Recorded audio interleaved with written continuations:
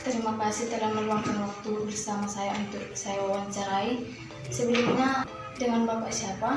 Alexander Purba, selaku koordinator di BPP Papaatan Muslim Kota.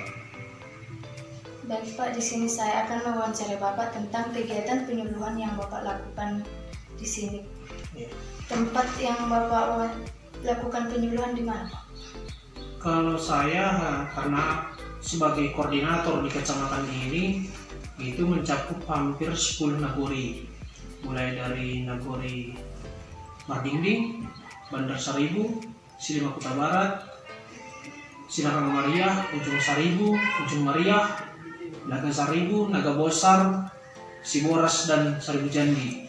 Jadi untuk wilayah saya sendiri yang menjadi WKPP itu wilayah kerja penyuluhan pertanian itu di Nagori Siboras, Sinar Naga Mariah, dan juga Saribu Jandi dan Silima Kota Barat. Jadi, apa kegiatan penyuluhan yang telah terlaksana atau sedang Bapak lakukan sekarang? Oke, baik. Kalau kegiatan yang sedang terlaksana itu penyuluhan tentang budidaya padi gugu di kecamatan ini secara umum, secara keseluruhannya untuk desa-desa yang ada di atas kecuali Ujung Saribu dan Ujung Mariah, karena Ujung Saribu dan Ujung Mariah ada di pesisir Danau Toba. Jadi sangat tidak memungkinkan untuk dilaksanakannya budidaya padi gugu. Kemudian sampai sekarang ini kegiatan yang sudah kita laksanakan yaitu pengendalian lalat buah di sentra-sentra produksi tanaman jeruk. Itu yang paling banyak kita laksanakan di sini karena memang itu yang menjadi komoditi utama untuk kecamatan kita ini. Jadi bagaimana cara Bapak melakukan penyuluhan atau metode yang Bapak lakukan? Oke, kalau metode atau cara-cara yang kita laksanakan ada yang bersifat anjang sana secara perorangan kunjungan maupun kegiatan kelompok. Kegiatan kelompok bisa kita lakukan di tingkat BPP maupun di lahan kelompok tani itu sendiri. Karena kalau kita melaksanakan untuk beberapa kelompok sangat tidak memungkinkan untuk kita panggil ke BPP. Jadi langsung aja kita laksanakan di lahan petani itu sendiri. Supaya bisa lebih efektif, kita bisa langsung praktek di lahan itu, di lahan petaninya. Apa saja media yang Bapak gunakan selama penyuluhan, Pak? Media bisa kita pakai seperti leaflet, brosur, itu yang paling banyak kita pakai. Jadi bagaimana pendapat Bapak tentang potensi alam yang Bapak kelola dan sumber daya manusianya?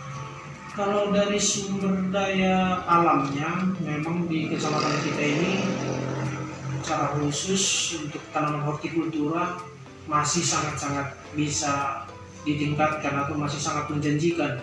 Karena bisa dikatakan di sini untuk tanaman hortikultura hampir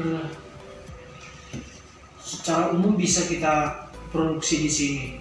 Akan tetapi dari sumber daya manusianya masih bisa dibilang bersifat otodidak, belum ada kegiatan-kegiatan yang bisa kita lakukan untuk meningkatkan sumber daya manusia itu sendiri. Akan tetapi itu masih bisa kita lanjutkan dipakai.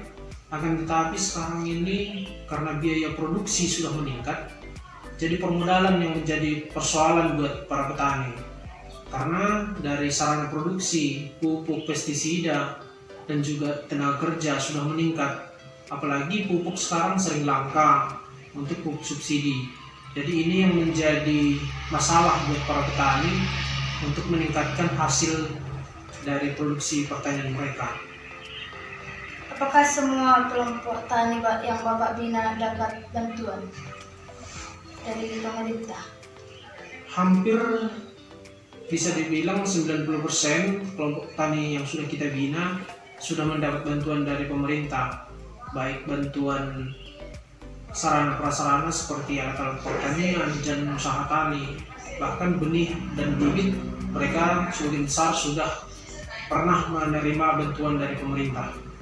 Jadi bagaimana respon petani terhadap penyuluhan yang Bapak lakukan? Apakah mereka antusias atau bagaimana? Respon petani terhadap kegiatan kita bisa dibilang masih di posisi 60%, karena kalau melihat dari cara dan kebiasaan para petani, mereka akan berminat untuk mengikuti penyuluhan jikalau memang materi penyuluhan itu berhubungan dengan apa yang mereka kerjakan. Artinya kalau mereka sedang membudidayakan jeruk, materi kita padi gogo atau jagung, mereka masih kurang respect.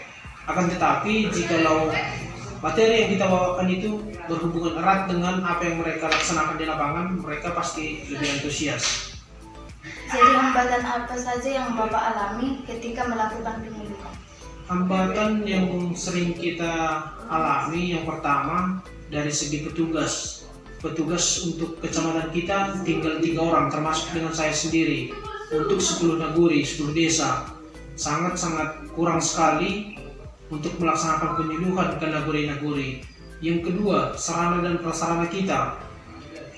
Kadang pembuatan leaflet, pengeras suara, komputer atau laptop sangat tidak mencukupi untuk kita pergunakan ke lapangan, sehingga proses kegiatan penyuluhan tidak bisa kita maksimalkan untuk dilaksanakan di lapangan, termasuk ke lahan-lahan pertanian petani. Terima kasih Pak, sampai di sini wawancara kita.